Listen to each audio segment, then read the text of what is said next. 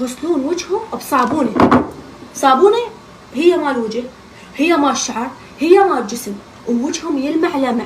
واحنا روتين الصباح وروتين المسائي والتونر، ونروح نسوي جلسات نظافه وما اعرف شنو، وهم الوجه صافي، رموش طوال، الشعر يزينوه من نار يطلع من نار، وهو يغسلوه بصابونه، واحنا نبلسم والمكيف والزيوت والحركات، راسا يزينه من نار يطلع من نار، يلمع كثيف.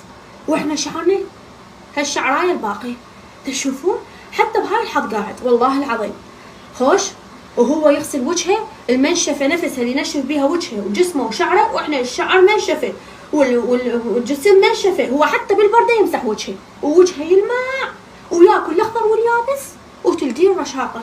واحنا اذا شربنا هذا قلاص الحليب على مود العظام مالتنا، غير يقول ليش العظام تتقوى، نسمن. هسه عظامنا شلون تتقوى؟ اذا من الحليب نسمن، ناكل برتقاله نسمن، حتى فيتامينات ونشرب بيه شويه رونق، ماكو غير طرق الموي.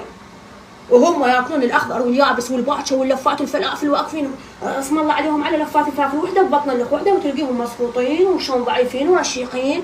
الوجه يلمع من صابونه اللي يغسلون بها وجههم وجسمهم ورجلهم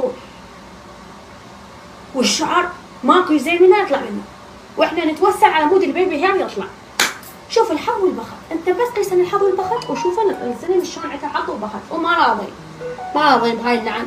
واحنا قاضيها روتين مساء وصباحي وتونر ومونر وجلسات النظاره وزيوت الشعر والمنعمات والمخشنات.